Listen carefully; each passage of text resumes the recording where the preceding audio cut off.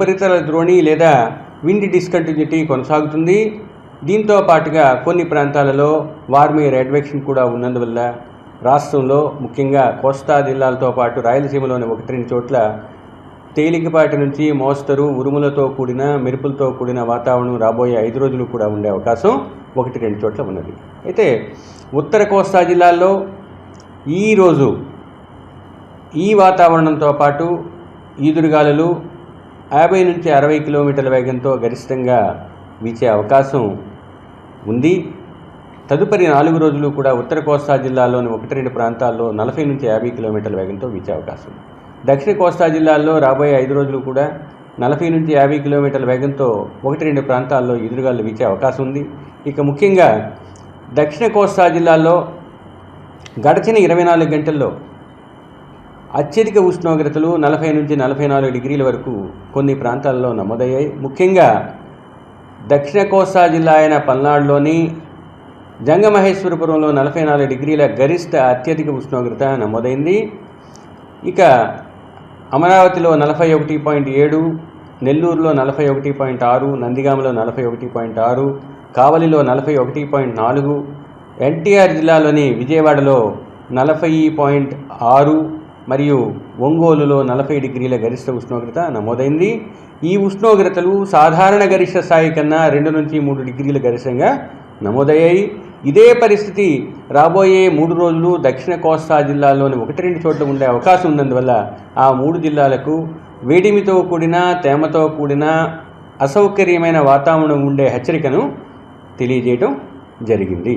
ఇక కోస్తా తీరం వెంబడి అనగా ఉత్తర కోస్తా తీరం వెంబడి తీరం ఆవల గత 24 గంటల క్రితం కూడా ఈదురుగాలులు ఉండే అవకాశాన్ని తెలియజేశాము.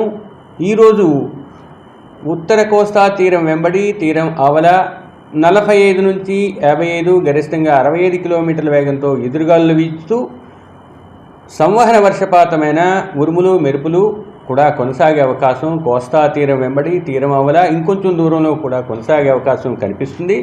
తదుపరి 2 రోజులు కూడా ఉత్తర కోస్తా తీరం వెంబడి తీరం ఆవల 45 నుంచి 55, గరిష్టంగా 65 కిలోమీటర్లతో కూడిన ఈదురుగాలులు కొనసాగే అవకాశం ఉన్నందువల్ల మత్స్యకారులు ఈ రోజు నుంచి రాబోయే 3 రోజుల వరకు కూడా ఉత్తర కోస్తా తీరం వెంబడి తీరం ఆవల వేటకు వెళ్ళవద్దని హెచ్చరికలు జారీ చేయటం జరిగింది. గడిచిన 24 గంటల్లో జిల్లాల్లో ముఖ్యంగా శ్రీకాకుళం జిల్లాలోని టెక్కలిలో 64 మిల్లీమీటర్లు, శ్రీకాకుళం జిల్లా కళింగపట్నంలో 41 మిల్లీమీటర్లు, పాతపట్నంలో 37 మిల్లీమీటర్ల గరిష్ట వర్షపాతం నమోదైంది. ముఖ్యంగా పార్వతీపురంలో 18 మిల్లీమీటర్ల వర్షపాతం నమోదైంది. ఇంకా కొన్ని ప్రాంతాలలో తేలికపాటి నుంచి మోస్తరు జల్లులు నమోదయ్యాయి. ఇక గడిచిన 24 గంటల్లో మీడియా వార్తలను అనుసరించి 1-2 చోట్ల ఉరుములు మెరుపులతో పాటు వడగళ్ల వాన కూడా నమోదైనట్లు తెలుస్తోంది. మన్నార వరకు 1.5 కిలోమీటర్ల ఎత్తు వరకు ఒక ఉపరితల ద్రోణి లేదా విండ్ డిస్కంటిన్యూటీ కొనసాగుతుంది. దీంతో పాటుగా మనకి వార్మియర్ అడ్వెక్షన్ అంటాము. వేడితో కూడిన ఆ ప్రాంతాలలో ఉరుములతో కూడిన మెరుపులతో కూడిన జల్లులు పడేవారు. గడిచిన కొన్ని గంటలలో విశాఖపట్నంలో కూడా 6 మిల్లీమీటర్ల వర్షపాతం నమోదైంది. ఇక ఇతర దక్షిణ కోస్తా జిల్లాల్లోని రాయలసీమలోని 1-2 చోట్ల ఉరుములతో కూడిన మెరుపులతో పాటు నుంచి మోస్తరు వర్షపాతం నమోదయ్యే అవకాశం ఉంది. ముఖ్యంగా ఉత్తర మన్నార వరకు 1.5 కిలోమీటర్ల ఎత్తు వరకు ఒక ఉపరితల ద్రోణి లేదా విండ్ డిస్కంటిన్యూటీ కొనసాగుతుంది. దీంతో పాటుగా మనకి వార్మియర్ అడ్వెక్షన్ అంటాము.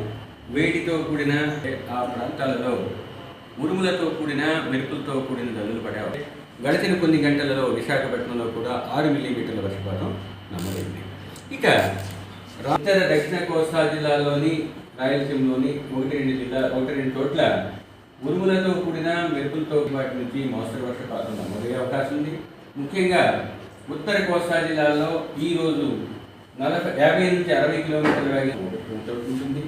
దక్షిణ కోస్తా జిల్లాల్లో 40 నుంచి 50 కిలోమీటర్ల వేగంతో వీచే అవకాశం ఉంది. రాబోయే 5 రోజులు